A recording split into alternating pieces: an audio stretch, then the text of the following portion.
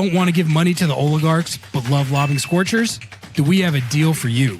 MLS Season Pass is back on Apple TV with access to every single MLS match, including Leagues Cup and the entire Audi MLS Cup playoffs with no blackouts. It's not just the games, you get total access to the pre- and post-match MLS 360 whip-around show in both English and Spanish, and get live look-ins and highlights from around the league, as well as full match replays and recaps. Now, you can support our show by visiting lobbingscorchers.com/Apple TV to purchase your subscription and support our show. lobbingscorchers.com/Apple TV. Please, don't let the oligarchs win.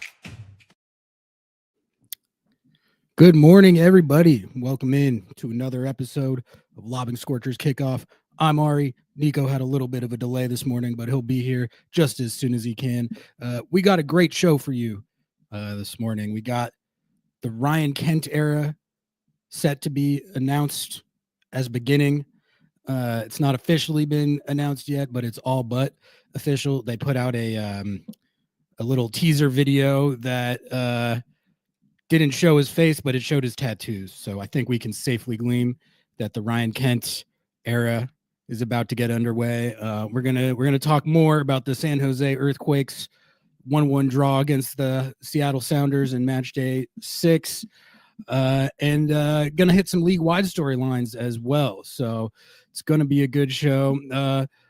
But I guess the first thing that I wanted to talk about was the story that hit my inbox right after I woke up this morning, which is that, guys, Sporting Kansas City, the club of professional wrestling enthusiasts, has finally mutually parted ways with Peter Vermes. That was the phrasing that they used.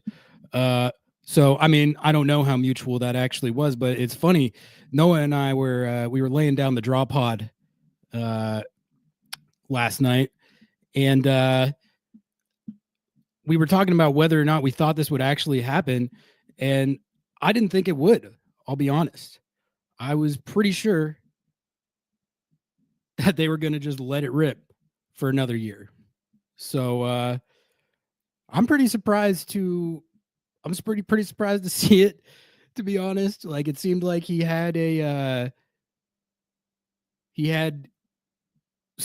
like a lifetime trust and pass from ownership there, and I didn't think they were actually going to do it. But as we went over on the draw pod, which you guys will hear,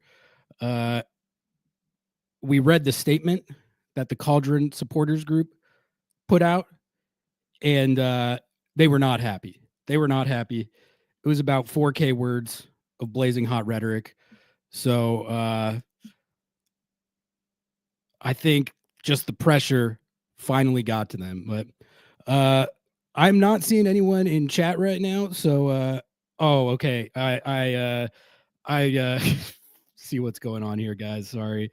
How did I list this as private? Lobbing Scorchers technical difficulties. Give me 1 second, guys. Bear with me. I'm gonna just list this, and then I will be able to see you guys in chat. I thought I made this public.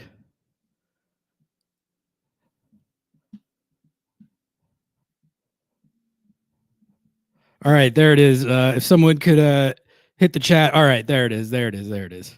All right, got you guys in chat now. Yep, Sporting KC and Peter Vermes part ways. And yeah, they just extended him last year. They just extended, or was it 2 years ago? They just extended him recently. And now he's out. It's a new era for the club of professional wrestling enthusiasts, which we'll see what they do. It's going to be an interesting, like, I can't really conceptualize their club without Peter Vermes. He's certainly been the manager. I mean, he's been their manager, longest tenured manager in the league, one of the longest tenured managers in the world. And like I said, it felt like he had the lifetime pass. So they haven't won. I think they're 0-13-1 in their last 14 matches. So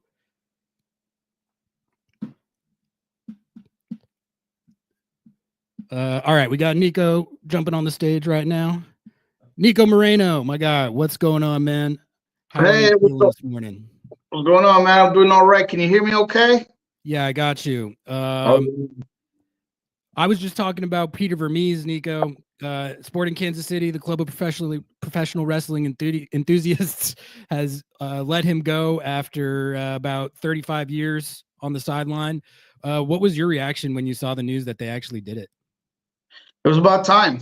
That's quite honestly what I thought. There comes a point in a club's tenure and in a manager, especially a manager that's the GM, when not just his decision making is questioned, but the overall messaging from someone in that sort of particular position just doesn't get across anymore.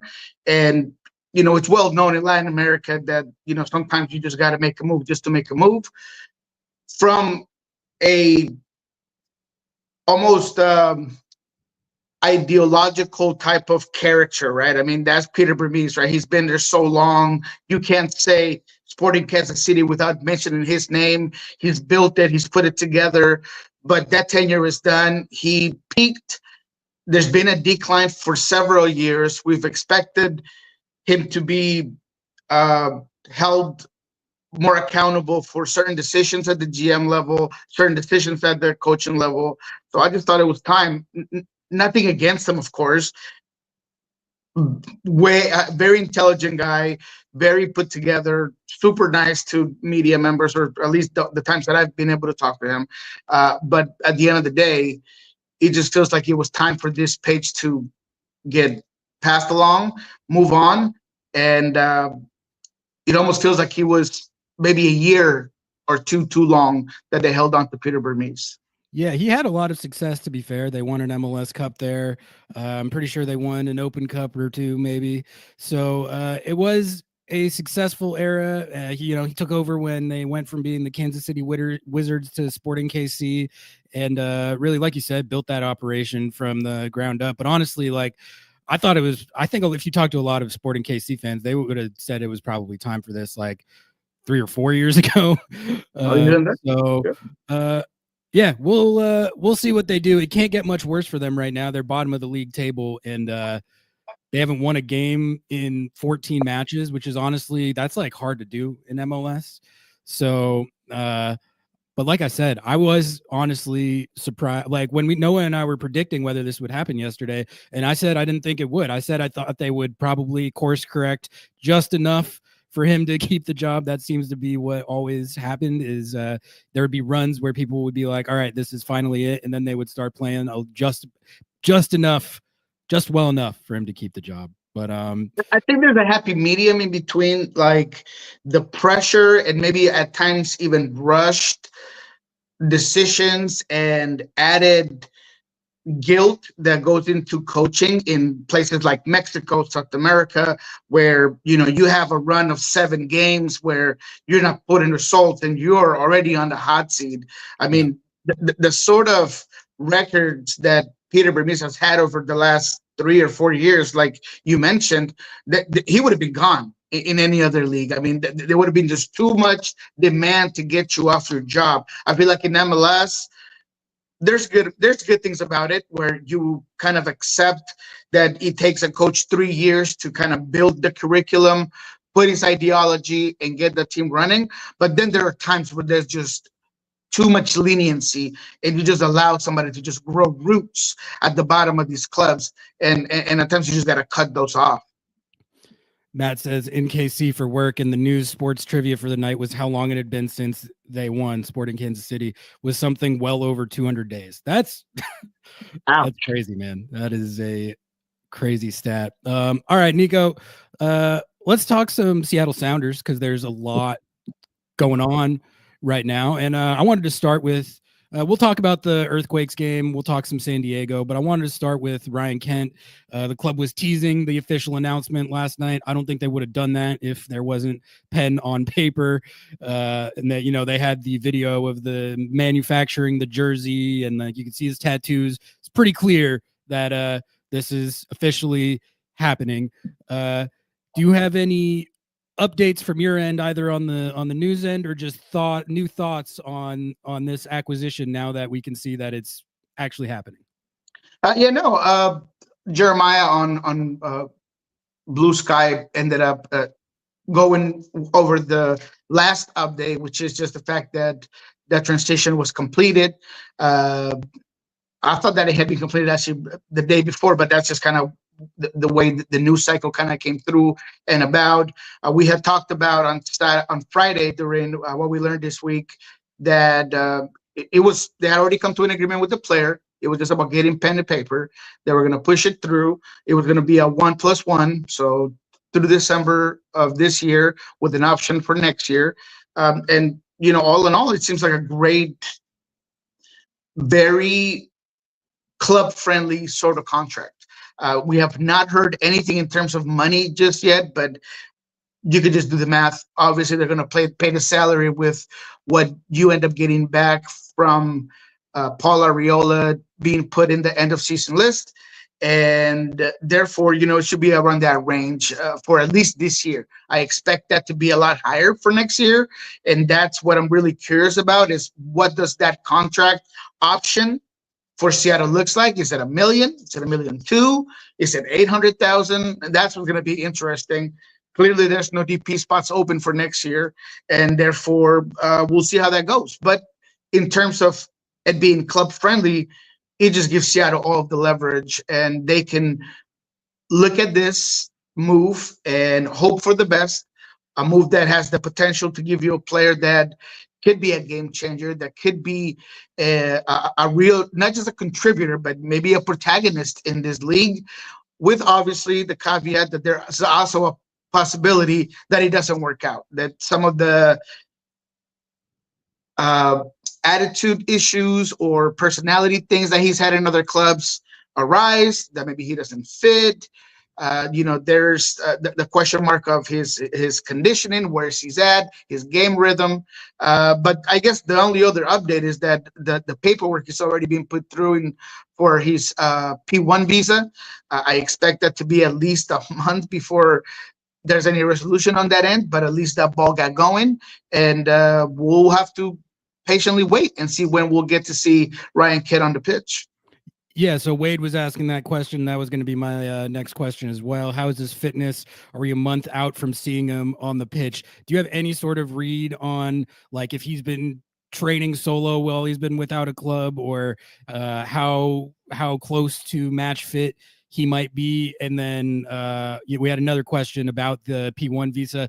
Is that going to, would that potentially delay him debuting longer than it would just based on fitness?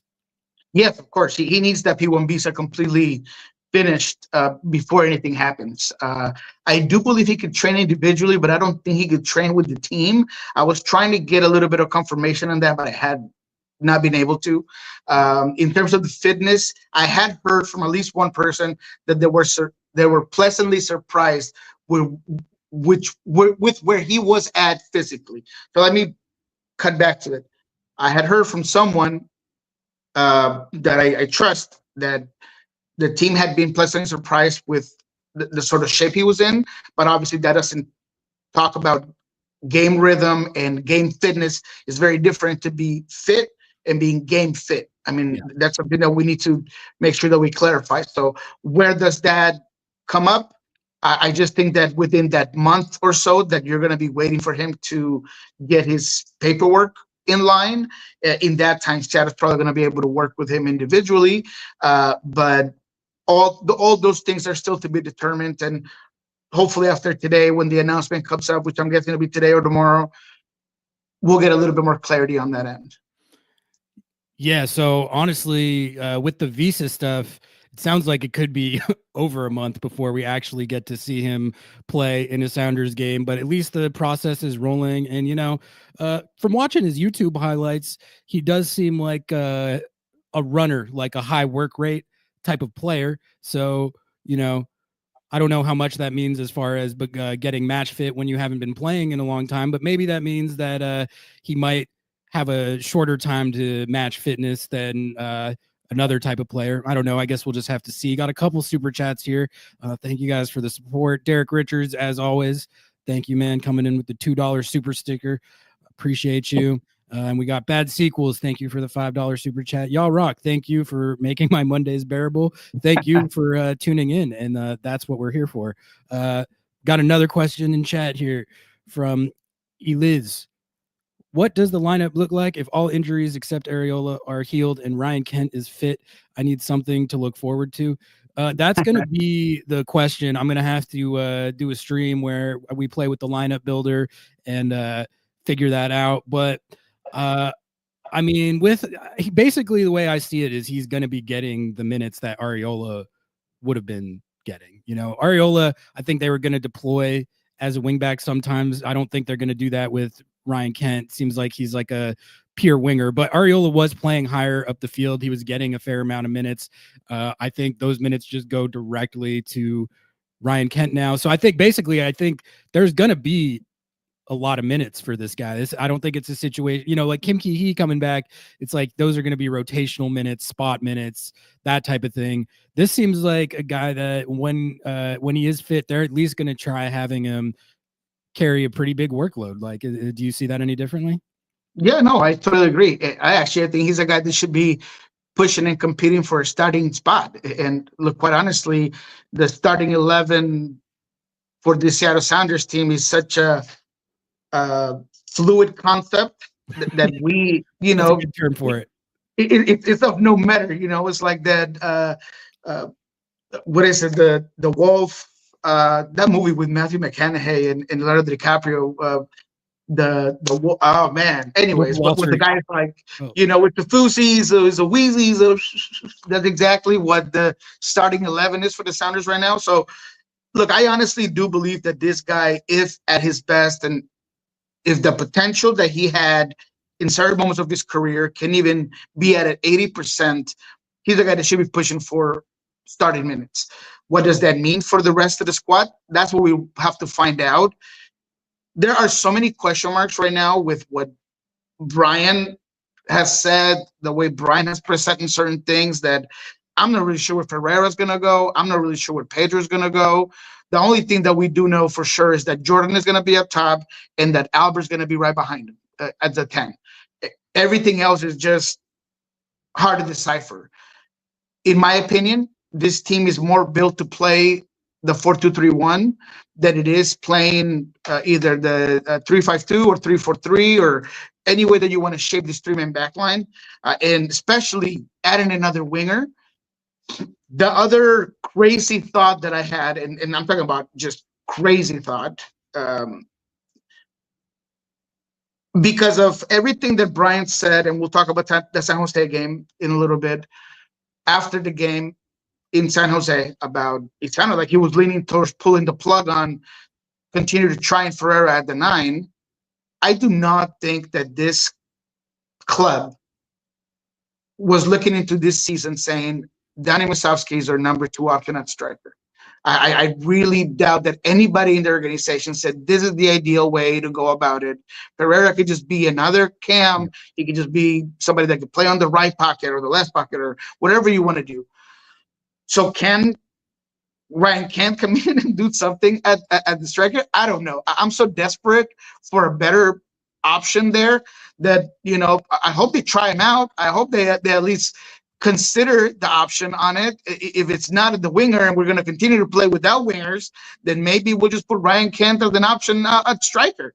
But I do not think that the fans deserve, this club deserves, Danny Musovski being the second option at that striker position. So maybe that's an option for Ryan Kent. I don't know. I hope they look at it. So I think that's a good segue into one of the next topics I wanted to hit coming off this San Jose Earthquakes game, because Noah and I had a similar take, or we had a similar discussion on the second half versus the first half with Musa up top and how that looked when they pushed Ferreira back out wide and put him in there. And I think I see that a little differently than you. I hear what you're saying, that Moose is not the ideal option as the number 2 striker, and that's not what the plan was going into the season.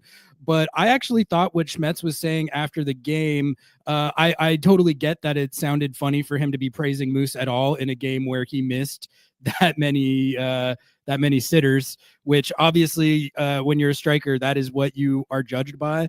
But I do think it was undeniable that when they made that change at half, how much of that you attribute to Moose is up for debate. But I think it's undeniable that when they made it change at half, that the offense ran way better.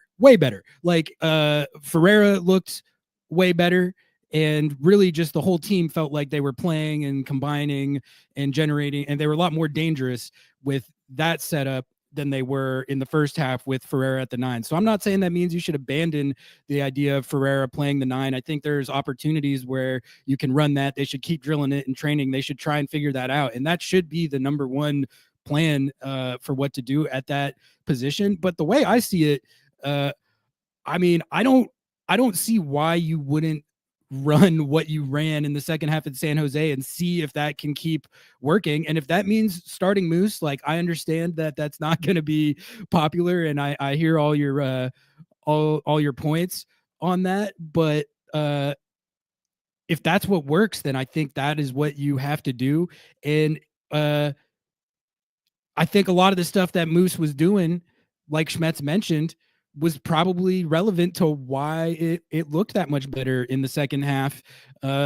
With, like, I know no one likes to hear things about their 9, like hold up play and like how they combine with other players and those other factors of being a striker that besides just scoring goals. But it seems like that Moose was effective at that. Otherwise, I don't think the attack would have ran better. So I don't know. That's no. That's a fair assessment, and I'm not denying that for that particular game against a team that's given up 9 goals this season, that has a very poor defense. Sure, that's okay. I do praise Moose's work rate, what he was doing in terms of runs, the way he was clearing up and opening spaces for runners to crash the box, the hold-up play, all those things. And that sounds fantastic in theory, but usually that sort of forward is also giving you goals and is also giving you other things. It wasn't just the missed opportunities in front of goal. There were more than one occasion where there was a bad pass, there was a bad touch from Mazowski that kind of ended a potential transition moment. So it wasn't as perfect as maybe Brian sounded. And to be fair to Brian, he did say he was going to look at the tape and figure out exactly how everything worked out and how good or how good it wasn't. What I'm saying is this: can you use Mazowski to patch up this flat tire offense? Absolutely. You could definitely do that. You could put air on it. You could stick Mazowski in there and he's going to patch it up. But are you really fixing it for the long term? And I'm not talking about, I know that Jordan's coming and nobody, that's undeniable. But there's going to be another time in the season where you're going to need to rest Jordan Morris. He cannot play every single minute of every single game. So what is the long-term option? What is the possibility? Because when I thought that we were bringing in Ferreira, and Craig Weibel himself praised Ferreira for being someone that could play anywhere in the top, that could be elite. And those are his words. He could be elite in any one of those positions. I was including him in the striker position, because if you needed to rest Jordan, if you needed to move him away, if you needed to wait for him because he got injured, you were going to have Jesus there. But now that option is gone, or it seems gone, or it seems like there's not enough work being put into working with Ferreira as a 9, because we heard Joao Pablo say this last week, we need to play different when Ferreira is up there. I think Ferreira could be a reasonable 9. I think he could be an effective 9, but you need to switch the way you play. But if what we're doing is just wanting Ferreira to adapt instead of us adapting to some of the things that Ferreira does well, then I guess we'll just put on Mazowski and lower the ceiling in potential of this team, because that's what you're ultimately doing when you play Mazowski upside. You're just lowering the bar in terms of potential. It'll be fine. It'll be a temporary solution. You'll get some results. You get a couple of draws, but are you really maximizing the ability of this team? You're not. I don't think the option is gone. I don't think they're going to stop trying it. But to me, watching this game, it was very clear cut that in the first half with Ferreira playing that position. I didn't think it looked much different from the last two games. And it just seems obvious that they, like you said, they've not figured out how his skill set meshes with that position with the rest of the team, which, yeah, like going into this season, I had the exact same thought that if Jordan had to rotate out or if he got injured at all, you slot Ferreira in there. And that's kind of how you run the rotation. I think the reality of how it's played out is they just haven't figured out how to maximize him or for him to be effective there. And it was very apparent to me in this game that the first half, I thought that there was some decent ball played in the first half, but like team wide, but Ferreira in particular, I didn't think it looked like they had made much progress with figuring out how to play with him there. And then the second half, when they made the change and pushed Ferreira back out wide and put Moose in, it was kind of like night and day. Oh, absolutely. I thought just Ferreira out there for whatever reason. I know that the playing out wide is not his primary position, but I thought he looked more comfortable. He was getting to use his creativity a lot more. Some of the dimes he was hitting were not. It just looked way better. And then he also, I think it should be pointed out, played an important role on the goal that they got. I thought that was a really good goal. Yeah. And that goal doesn't happen without Ferreira's kind of, IQ and his vision and picking out Christian instead of recycling the ball, right? So, like, I think you can have a plan for something like they did, but if something else turns out to be what works, then I think you should just ride what's hot. But I mean, I do think your point is taken that how sustainable that is and what the ceiling on that is with how they were running it in the second half. That is an open question. Like, when they do it against someone who's not the Quakes, how is it going to work? I'm at least willing to try that out and see if you can kind of get some momentum going with what seemed to work in this San Jose game. I don't know if it's going to work. It just seems like with how things are going at this exact moment, that might be the best option. As not ideal as it might sound, it did work, and they played a lot better. They were racking up the XG, and they got a goal out of it. So, but I mean, no, I definitely hear what you're saying, that is not what we thought was going to be the plan coming into the season. And I definitely also have my doubts as to the sustainability of it or how it's going to work, even against this San Diego team, right? Like, no, and maybe a Moose, I guess we'll talk about San Diego afterwards, but Moose could be someone that maybe for a possession-based team as San Diego is, and they want to keep the ball, and I think they're the most effective team on possession, actually. I had seen some stat about them being the best possession team in the league. So maybe having a guy like that pressing and pushing and doing all those things would be interesting. But again, I want to stand on the hill that Masovsky cannot be your first option behind Jordan Morris, and you got to figure out how you're not going to do that. So what does that mean? What do you do? I'm not sure what that looks like. I think Ferreira, again, to his credit, he did look better, obviously draw back a little bit. I do know that if you were to play with him, and you would need your wingers to do a lot more, because if he's going to be doing the hold-up play, if he's going to be pushing in, bringing in those center backs, having those wingers being more effective, more dangerous, that's what you're going to need out of it. But you're just going to have to switch it up a little bit when Ferreira's up there. In terms of this game in general, I also wanted to add that I do applaud Brian for making that choice, right? I mean, he could have just let it ride another 10 minutes. He did, and he's done that in the past. He's let it ride longer than he should. And in this scenario, I've been saying in the past, like, just make the change at half. Like, you don't need to let it go to 55 or 60 to give the first 11 a chance. Like, just rip the Band-Aid off, make the change. And I was glad that he did that. I thought that was good coaching.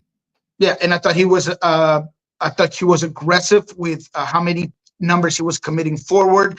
He slowly started to pin San Jose back. I thought Nuhu was all over the field, getting for maybe more than Brian might have wanted to, but he was all over. I thought Obed Vargas had a really good game. I still would like to see Obed being the guy playing more advanced than Christian.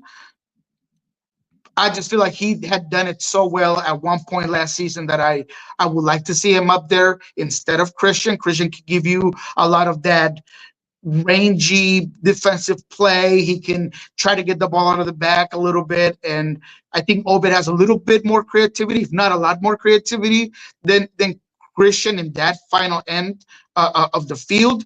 But other than that, man, I thought that the team played well. And whenever this midfield for Seattle Sounders is working in all cylinders, they give themselves a better chance to win every single game. They created a bunch of shots. They created a bunch of opportunities, but we have to make sure that we clarify that this is not the best team when it comes to defensive effort in San Jose. They're not the best team that, is going to challenge you in a way that San Diego will challenge you, because they are a much better team than San Jose right now.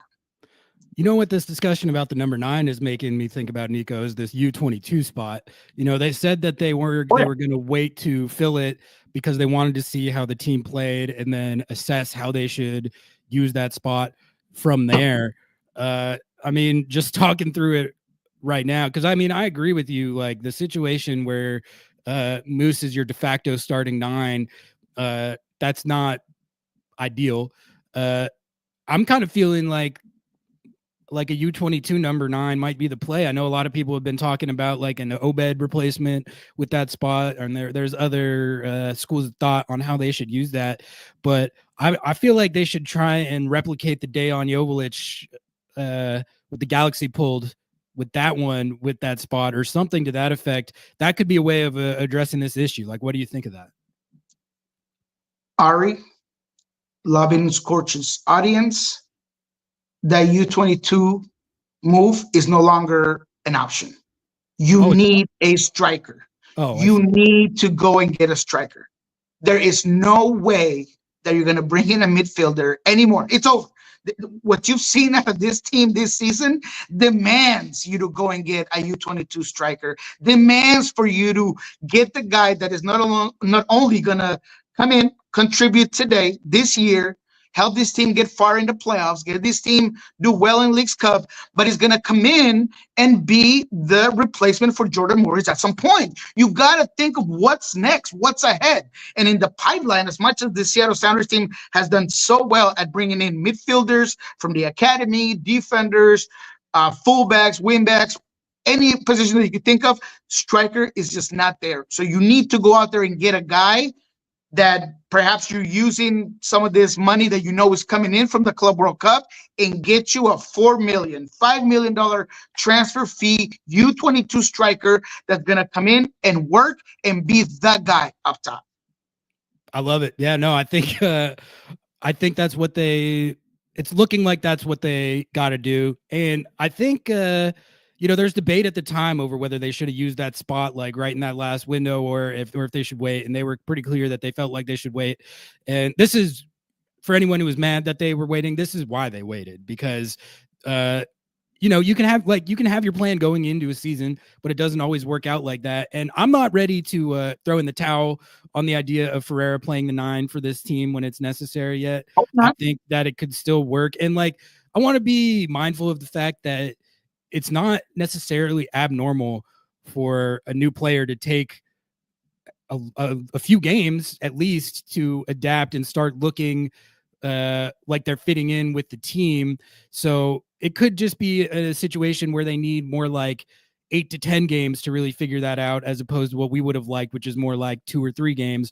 In this situation, the 2 or 3 games, they clearly haven't figured it out yet, but I do think they still could. So, maybe if Ferreira starts looking better at that position and bangs in a couple goals, the way you think about that changes. But as it stands right now, I'm pretty much with you. I think they gotta use that U22 spot on a number 9. James, thank you for the $2 super chat. Appreciate it. It says, does Hanauer trust Weibel to spend $5 million on the U22? It's a good question.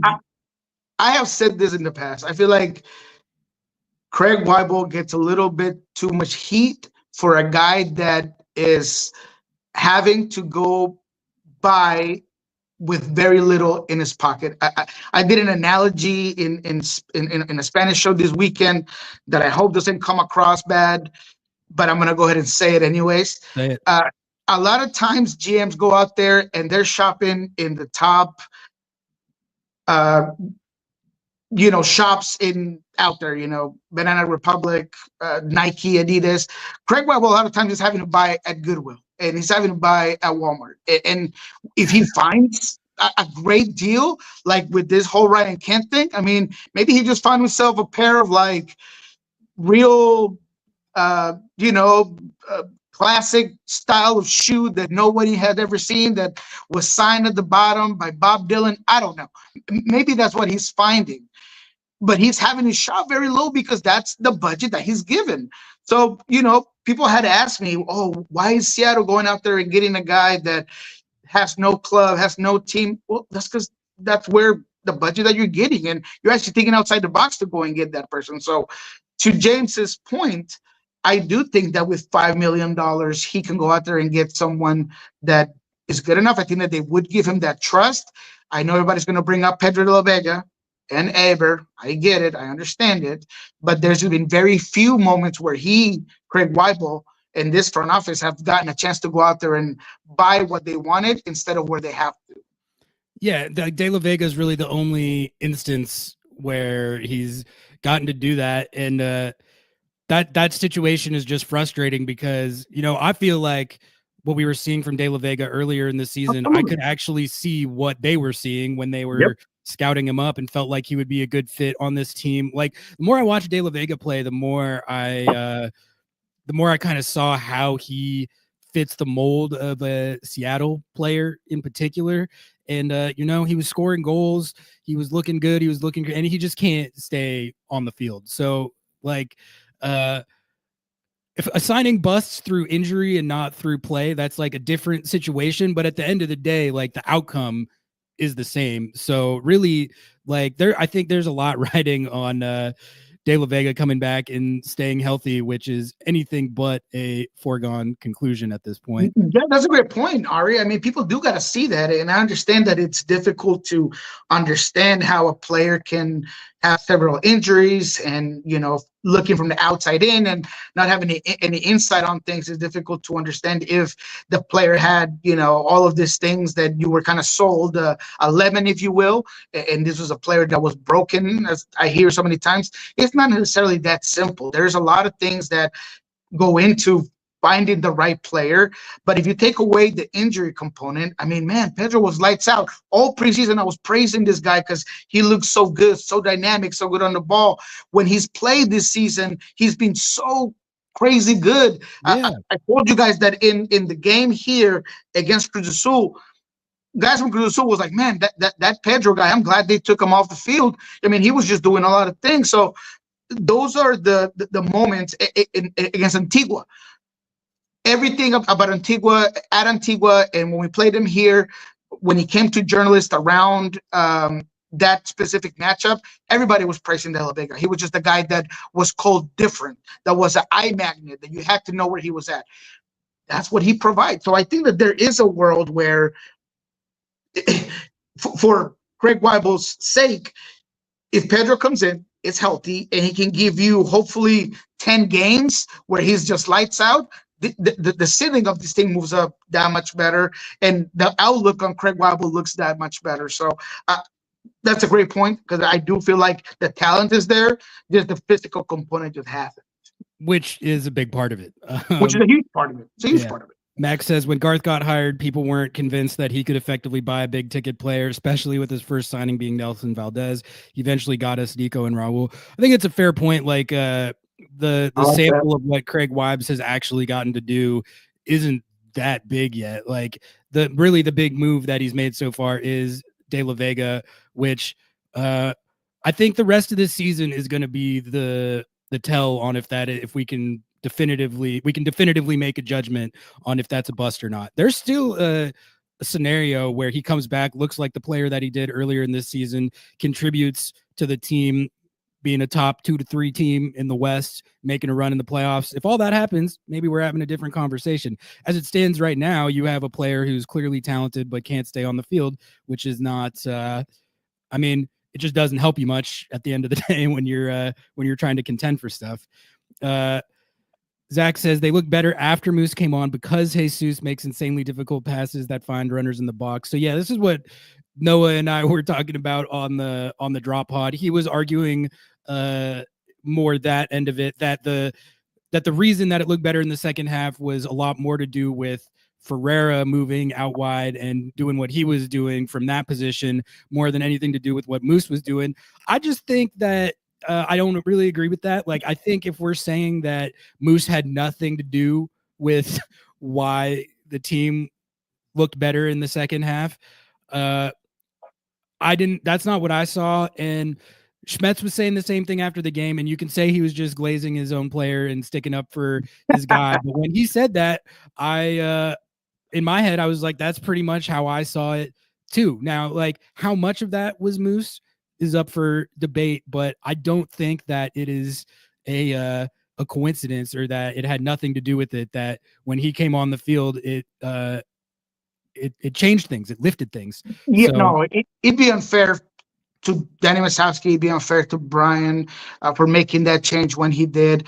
The intensity changed, the tempo of the game completely changed. The way that at times you could use transition moments quicker because of where Danny Masowski was specifically at, and that's something that Brian has said a lot, is where Ferreira tends to position himself. He gravitates so far in that he just occupies the same spaces, and you don't have that ability to stretch out the defense. Danny was doing a great job of staying up top, and if he was a better finisher, he should have at least had one goal, right? Because he was that good when he came in his position, and he really was. And look, I want to root for him. I just know that he's limited, and I'm not going to sit here and dog a player. I really don't want to come across like that. He is an athlete. He's where he's at because of his own efforts. He's had plenty of goals in his career, and he is way better of a soccer player than I'll ever be. And I want to make that very clear, because people are usually like, oh, can you shoot that? Can you run that? You talk a lot. Hey, look, I know that. I'm just a guy on a chair right here talking to you guys. But Danny Masowski, because he is a professional soccer player, I'm going to treat him to a whole other sort of standard. You're a striker for the Seattle Sounders. You're held to a standard that if you get sitters, you need to score them. That's exactly it. And that sort of striker should have put away that ball that I don't even know who makes the pass through in that specific moment in time, but he gets in front of goal. He should have put it away, maybe chipped it, had a better opportunity at making that shot, but he doesn't. However, going back to your point, his positioning, his effort, his runs, they were all there. It did make a change. There's no doubt about that. It's just tough, man. I mean, like, we got the curse of the backup nine dating back. Well, I guess Nelson Valdez wasn't a backup, but it really started with Abear. Now it's Moose, and it's uncanny to me how similar it is of like a forward who's doing all the little things, all the auxiliary stuff, right? Working hard, opening up space for other players, holding the ball up, combining with guys. You have to be, in order to get in position to miss a sitter, you have to have gotten in the spot to have the sitter, which 100%. No, that's not supposed to make anyone feel any better, but it's just like, if he wasn't getting into good spots, these sitters wouldn't be getting missed. So it's like, on one hand, I'm like, all right, I feel like if you get into good spots enough, eventually you're going to start to score them. If you look at Moose's underlying like goals per 90 and stuff before he got to this team, they were good, and that's why they signed him. And it's just like, I don't know how to explain why every backup nine for this team is snake bit in the exact same way, where they're getting into those spots that you need them to get into, and then as soon as they get the chance to put the shot on goal, it just doesn't pan out. I mean, I don't know. No, at the end of the day, in this scenario specifically, and this is a question that I need to ask, is that it does feel as if Craig Weibel and Sean Henderson and the rest of his front office builds the roster in a certain way, and it's not necessarily cohesive with what Brian wants necessarily. And so there is this bunch of players that maybe should be playing it in a certain way. in a certain aspect, and they're not. And then you're bringing in a winger when Brian seems to not want to play with the winger. So at times there's just this miscommunication that it seems like that's where my frustration at times comes. Because look, Ari, you follow MLS. I follow MLS. Our fans and our audience follows enough MLS to know who, as a striker, Ferreira was. We knew the profile. We knew exactly what that was about.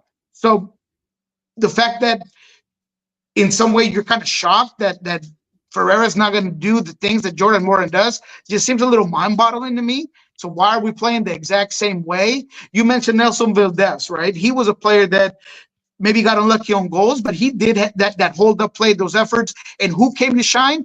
Jordan Morris. Nicolas Tadero becomes the greatest scorers in playoff history right off the bat as soon as he comes in, because he was opening those spaces, and you kind of build that specific lineup to be cohesive. I feel like with Ferreira, there hasn't been that. Can that build up at some point? Maybe. But I just feel like at times the players that are brought in are not necessarily used the way you want them, and the way the salary cap structure works doesn't really help you by you putting certain players that maybe are playing better for you at a temporary solution, but then they get stuck there. So we go back to last season, what happened with Raul, what happened with Leo, what happened with JP. There's a whole bunch of players that you spend money on that were just sitting because you had a better lineup on the field, and it worked, and you got to a Western Conference final. I just don't want the same thing to happen this year, because what you did last season by making those temporary solutions, they became permanent solutions. And then when it came down to brass tacks and you needed another level, those players were not ready to play for you. I don't want it to happen to Ferreira, where you brought him in, he was the guy, you got all of this money invested in him, and then all of a sudden now you bring in other players, you're maybe getting a couple of results, you get into the playoffs, but when you need Ferreira, he's not going to be ready to go. I'm with you that I don't think that's the case. I don't think they're going to just move on from Ferreira, but I do feel like there needs to be more done to keep this player's confidence up and make sure that he's ready to work for you when his time comes. When I saw Ferreira playing out wide, on one hand, I was like, this looks so much better. He looks so much more comfortable. Like I said, all his creative attributes and this good stuff he can do as a facilitator were just shining through a lot more. So I was like, that's great. Like I love seeing him hit these dimes that he's hitting. I really, again, loved the play that he made on the goal. He gets the secondary assist on that, but really, like, that whole play doesn't happen if he doesn't make that heads up play. But, I also can't help but feel like this not like that position is not what he does at his best or what he was brought here to do. If that's what's working and you can be productive and dynamic with him doing that, then I guess I'm cool with it. It just feels like it's like he's still out of place, even if it looks better. So I don't know. I guess just in general with him, it's a lot more of a process to get him integrated than I think we all would have hoped for, or really like what I don't have a problem saying it. Like when I was talking about in the offseason why I like the trade, part of it was the MLS experience, the versatility as a player, the fact that he's played with a couple of these guys.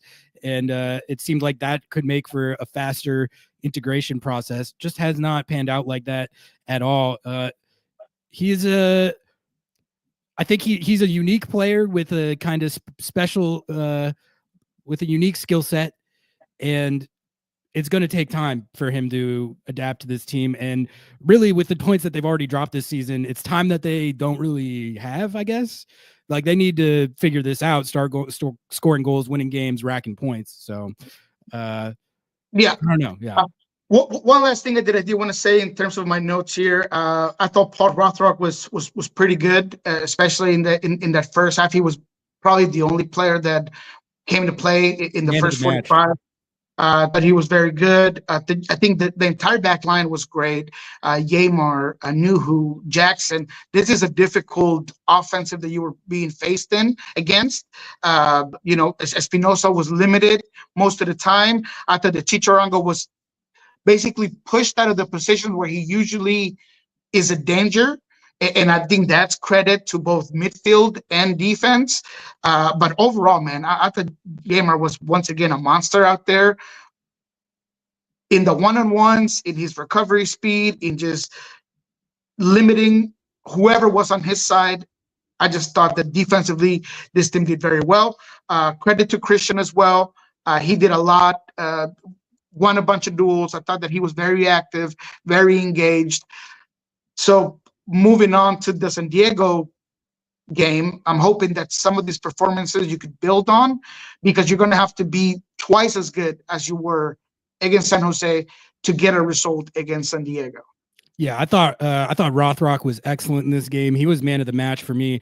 Really, in the first half, most of the meaningful danger that they were generating was through Rothrock on that left side. There was a couple points where he was just really, he wasn't happy that he wasn't getting fed out there. And I agreed with him. It's like, this is what you have going for you right now. I thought his service was really good. They almost got a goal off of that cross that he put in for Alex rolled on. So Rothrock was good.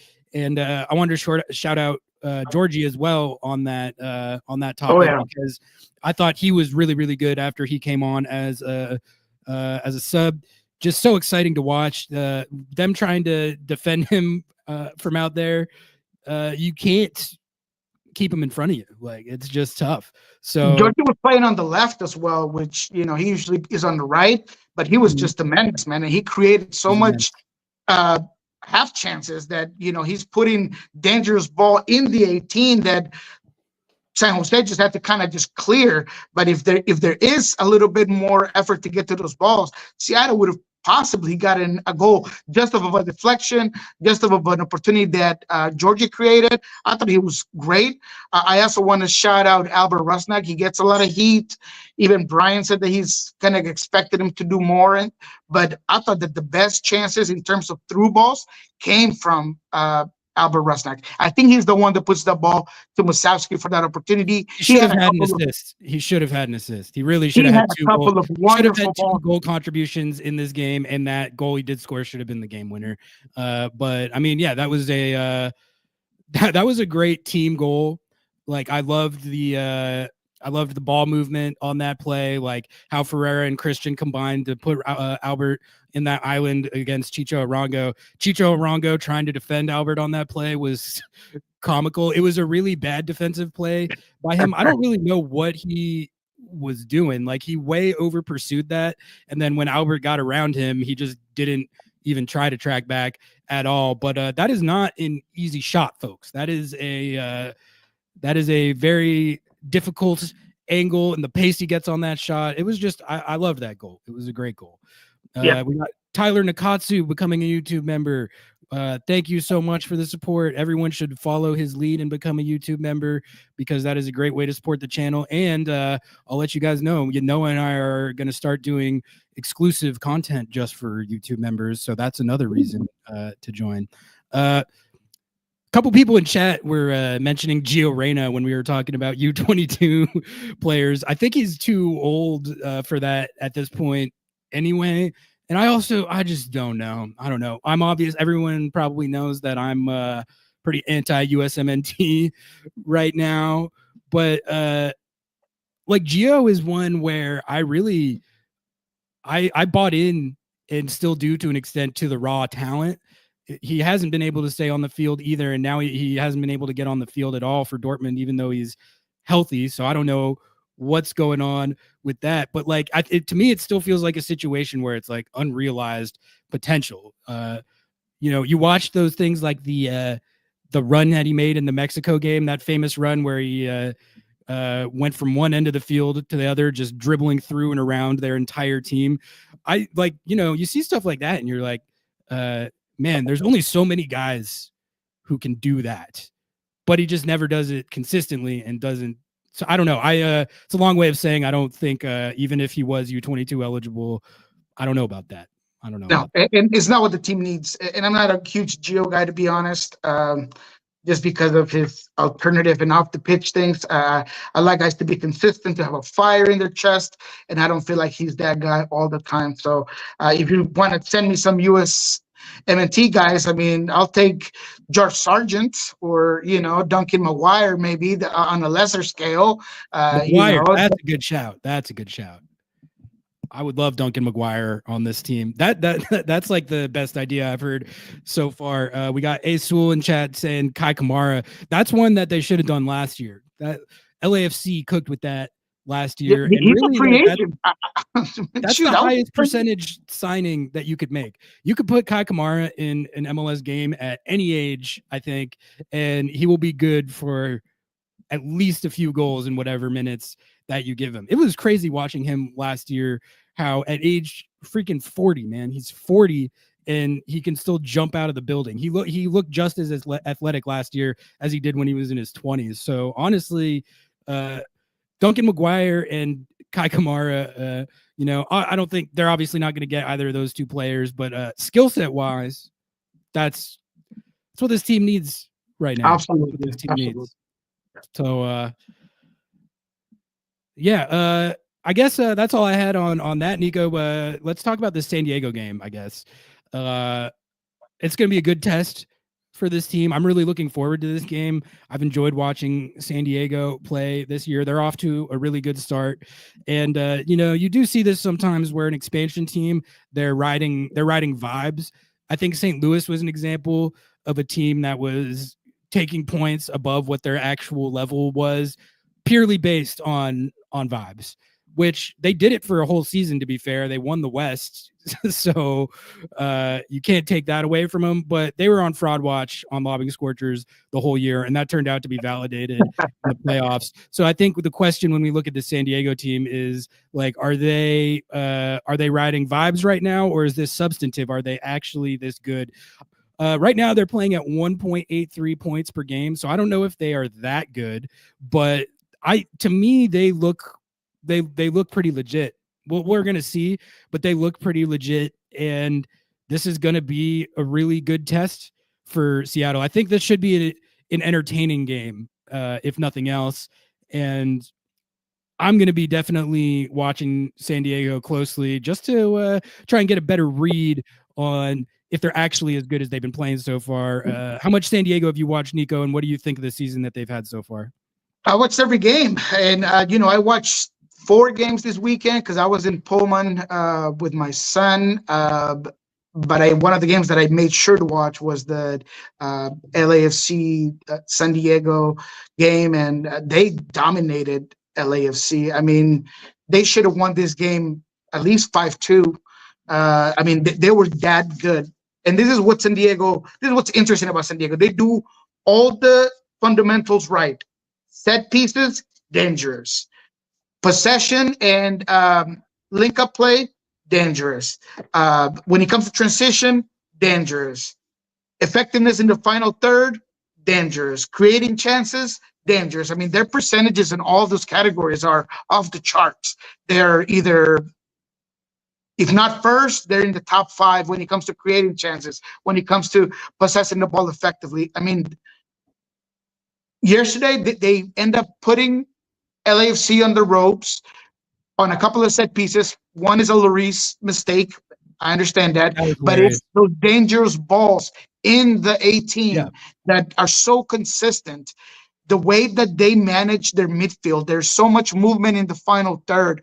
Dreyer is a guy that I did not have necessarily capped in as a player that I was going to be watching this season. And I find myself putting him in my notes every single time I watch San Diego as, man, what a ball. Man, what a finish.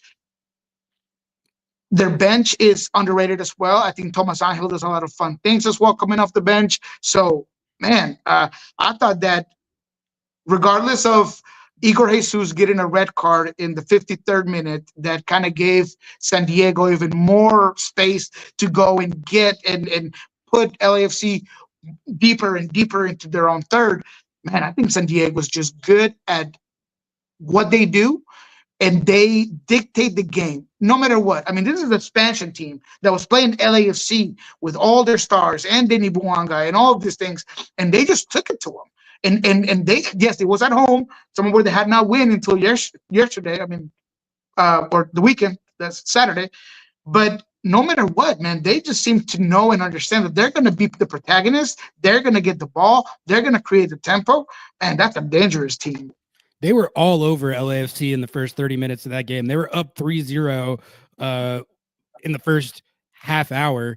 To be fair, LAFC punched them back. It ended up 3-2, and LAFC was honestly on the front foot in that game in the second half for most of it, even though they were down a man. So it wasn't like it didn't turn out to be the blowout that it looked like it was going to be early in the game. But I mean, take nothing away. That was a huge win for them over an in-state rival. And again, they're really they are the vibiest team in the league right now. Anytime you have an expansion side that's playing like this, it's going to be a big story. And this is going to be one of the biggest games of the next match day slate for sure. Nico, I think the question from Seattle's perspective going into this game is, do you run Ferreira at the 9 again, or do you do what you do? You stick with what you did in the second half at San Jose and start with Ferreira out wide and Moose central. And I think we disagree on this, which is good. But I ride what was hot. I would literally people can disagree. I start Moose. I start Moose in this game at San Diego, and I play Ferreira out wide, and at least run that for the first half and see if you can replicate what you had in San Jose. I just think it looks so much better, man. And you can say that the Quakes defense isn't good, and that's the only reason why, but they were playing that same not good defense in the first half.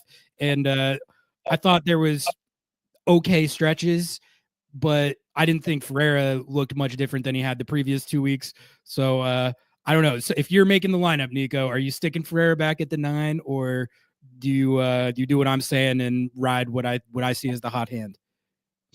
I'm actually going to say that because there's been so many issues with the offense, it looks so bleak and anemic with Ferreira at the 9 because of what I believe hasn't been doing more to play to Ferreira's strengths. And it is easier to add and slot in a guy like Musovski that's going to do all of the Jordan Morris-esque sort of things.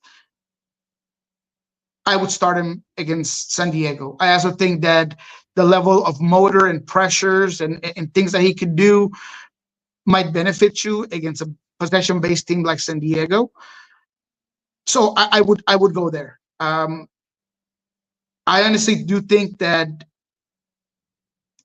in a week, which is what you have before you play San Diego again, you're not going to be able to modify your offense enough to get Ferreira in better positions. You've tried it consistently in a couple of games. It hasn't worked out. Whether that's just a lack of effort to do so or not, I'm not really sure. But the reality is that the team did look better with Moose. Ferreira himself looked better with Moose up top.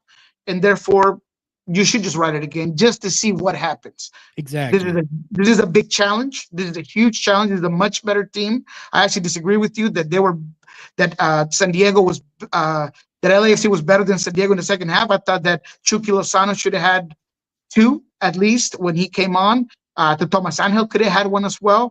So this team is just dangerous all around. And because of that, I would like to see whatever has worked, whatever you thought Brian Smetzer, talking to Brian Smetzer, whatever he thought was best to finish that game. Let's just run it again and see what happens and see how that plays out. What happens if he does have a good game? He might create even more question marks than if he didn't, but at least you'll get a result. Because I'm still wondering what does happen if Moose does come around and scores a goal and looks great, and all of a sudden you're wondering, okay, so now how do I move forward? I don't know. We'll see. But I do think that he did enough last game, and Ferreira hasn't done enough in the last couple of games at the 9 to just deserve another shot. So why not? Go to San Diego, difficult game. You're probably a heavy underdog in this one. Might as well just try it out. Yeah, I mean, expectation-wise, they've been on the road a lot lately, and I've been talking about what I typically expect from road games, which is that I mean, getting results on the road in MLS is one of the keys to being a successful team. I think really like 6 to 8 wins on the road, if you can manage that in any given season and you take care of business at home, you're probably going to be sitting pretty. And there's not all that many scenarios where if you get a draw on the road in MLS, like I'm going to be that mad about it unless you're playing a team that's like way overmatched. This isn't one of those situations. So I'd say under normal circumstances, I would accept a draw in this game and not crash out over it. I do feel like with the points that they've dropped so far this season and how much they're going to be on the road coming up in these next few weeks here, you do have to pick a few of these off. You do. And if you could pick this one off, that would be, I think, morale and just the psychological weight of everything are important things right now. I think the Rusnak getting that goal and salvaging the draw at San Jose was good for morale. It wasn't the greatest result of all time, but they just needed to score one. But I think this is a difficult game, but it's an opportunity where if you win this, you make up some of the points that you dropped for one, but you also, I don't know about statement win, but this is a good team. Like if you go in there and beat this team, there's not going to be any narratives about how it doesn't count because the team sucks or something. Like this team looks good. So just for vibes and morale, like a win would be huge here. No, you're onto something here. I mean, this is your statement win if you're able to get it. I don't, necessarily believe that's going to be the case. I would be happy with a draw because I feel like this San Diego team is so much more cohesive, so much more in sync than the Sounders are, and especially playing in San Diego, that, man, a draw would be good for this team, honestly. But if you get a win against a team that just beat LAFC, that, they have, I think, one loss, and it was against Austin. They honestly are a top team in the West right now because of their current form and because of the players that they have available for you. I mean, look, De La Torre is a guy that, was playing in Europe, a year ago. He's a USMT guy. He does so many good things for this team. Aníbal Godoy, regardless of age, he's like wine, baby. He gets better as he ages, and he's an enforcer. He's a leader in that midfield. I mean, this is a team that is well constructed. Franco Negri is underrated. He was underused in Miami. He's their left back. He's so good getting forward. I mean, this team has so many ways to come at you that if Seattle's able to get this win, to me, that'd be their statement win. Because you're right. Anytime that we think of a win this season for Seattle, there's always LAFC rotated. Oh, it was Antigua. Oh, there's always people are going to do that no matter what, but it would be harder to do that in this game if they're able to. Not against this team. I would think that that's ridiculous if you're able to get a win against San Diego at San Diego, and anybody was to question that, because this is a team that has clearly set the bar extremely high. They've been able to do it consistently, and every single game they play well. Even when they lose, they play well. So, man, I got a lot of respect for what Mickey Varas is doing down there, and the entirety of this group. So it's going to be a challenge, man. It really is. Nico, there's only I think there's 5 teams where it counts if Seattle beats them. It counts if they beat. Well, actually, no, like the last LAFC win didn't count because LAFC was rotated, even though Seattle was also rotated. So that didn't count. But normally if they beat LAFC, it counts. If they beat the Galaxy, it counts. But those are the only 2 teams in the West where it counts. So San Diego doesn't count. And if they beat Miami, Columbus, and Cincinnati in the East. So, any other win that the Sounders get doesn't count. That's as far as I can understand the rules here.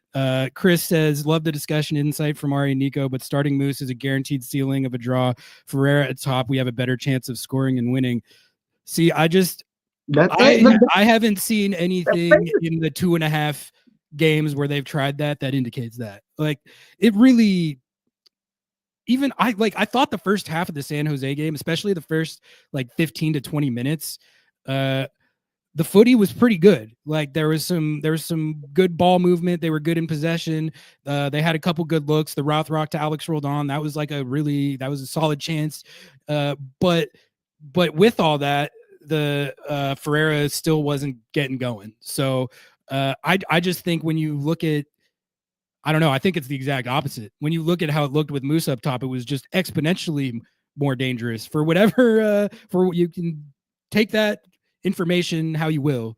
But I don't know, that just seemed pretty undeniable to me. I don't think Schmetz was blowing smoke when he said that. No, but again, your point is fair. We discussed it enough, but it is okay for people to feel unsure of Danny Musovsky up top. I mean, when I look at the formation last week, and I look up top and I see Albert Ferreira and Christian Roldan, I'm okay with that. But now, if it's going to be Moose, Albert, and Ferreira potentially there, I'm just not as confident just because of the Moose factor, right? Now, we already discussed enough of what he does off the ball and off the stats and how he could potentially get those other players in better positions. But I'm not going to criticize people for feeling some sort of way about this Sounders team that we had praised about depth and talent and potential to start Moose. I mean, I can't. It is, yeah, I get that it's frustrating and not, well, just the way that half played out. There was so many good chances in that second half, Nico. Like, yep. The XG was cooking, and like you mentioned, there was the one, I think it was Georgie who set him up, and it just like wasn't even close. So I think two things can be true. That's true. He did a lot of good stuff. He worked really hard, and he meaningfully helped the team play better and look more dangerous. And then he also missed multiple sitters. So I don't even know what to do with that information personally, but that's what I saw. So and that's why on X I said, look, everything that Brian said to me raises more question marks than anything. And not because I don't understand why he said it. He praised Moose because he deserved to be praised. He talked about giving him another opportunity because he deserves another opportunity. But the question marks are all of these same ones that we've discussed the whole time, is overall potential, is what happens if it doesn't work? What happens if it does work against San Diego? Just the fact that you're having to go and reach there and put this player in that position where maybe he didn't even see himself as a second option, that's where, all those question marks kind of come about. So can you do that? And honestly, against San Diego, it might be one of those games where you might have to get more than one goal if you want to get a decent result, because we saw what they've been doing this season. So if they put a couple on you, how do you respond? How do you get there? So, hey, if the Moose decides to just show up and hit you with a brace, more power to him. But I'm still going to have question marks about the overall potential moving forward. You're probably not shutting him out in this game. I'm just going to tell you guys that right now. Like, the other teams that the Sounders play score goals sometimes. This San Diego team is pretty good at scoring goals, or at least they have been so far. And when you're playing on the road, like, keeping a clean sheet is just fundamentally harder to do. I would be pretty surprised if San Diego doesn't get at least one in this game. But it's kind of it's the same feeling I had during the Quakes game, where you get scored on, like, you got to score yourself. That's how you solve that. Like, that's sort of how I size this one up. Like you said, to get a result in this game at all, you're probably gonna need multiple goals. So I think that's not even necessarily a bad situation for this team to be in right now. Like, they need to figure out how to get their attack producing more consistently. So if you can do it in this game, that'd be a great step. I think you got a good little step in the right direction with that Rusnak goal and just how it looked in the second half at San Jose. But now you got to build on that. All right, Nico, we're coming up on hour 15 here, so I think we can start to wrap it up for this episode of Lobbing Scorchers Kickoff. Any last thoughts or topics that you wanted to hit, either on the Sounders, MLS, or this San Diego game? No, I think we hit everything that's on my list here. I will say that hopefully we'll have more information on where Ryan Kent's situation is moving forward. So go ahead and obviously follow Ari, follow myself on X, on Blue Sky, and I'll hopefully be pushing up some updates. There is no training today. I'm hoping tomorrow we'll have availability, so we should have a lot more on the situation and how this team is going moving forward. But I appreciate everybody. Make sure that you share the video, that you subscribe, that you push those like buttons. Make sure that we continue to grow this Lobbing Scorchers. Check out the Sounder Hard podcast network that's full of just great content. So that's it. Yes, please. If you haven't done so yet, like the video. That really helps us get promoted in the algorithm. If we could get this stream to 50 likes, that would be phenomenal. And sub to the channel. Follow us on Instagram. We're on the road to 400 Instagram followers, that's pretty hot for us. That's a lot. So follow us on everything. Write reviews, rate 5 stars, like the video, sub to the channel. I think that's it. All right, let's call it on that. Nico, thanks for another banger episode. Always love catching up with you, man. And we'll talk soon. Have a good one, guys.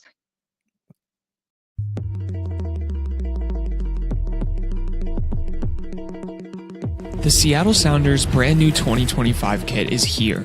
Inspired by 2 traditional Southern Coast Salish weaving techniques, twilling and twinning. These techniques, passed down through generations, honor the resilience, deep-rooted ties, and creativity that define the cultural fabric of this region. The striking deep blue jersey will be worn by the Sounders for the next 2 seasons to honor the club's deep connection with the Puget Sound and shared responsibility as stewards of the greater Salish Sea watershed. Backing up that commitment, the Seattle Sounders will donate up to $50,000 to benefit community charities around the Puget Sound region. To get your very own Salish Sea kit, visit lobbingscorchers.com/kit. That's lobbingscorchers.com/KIT.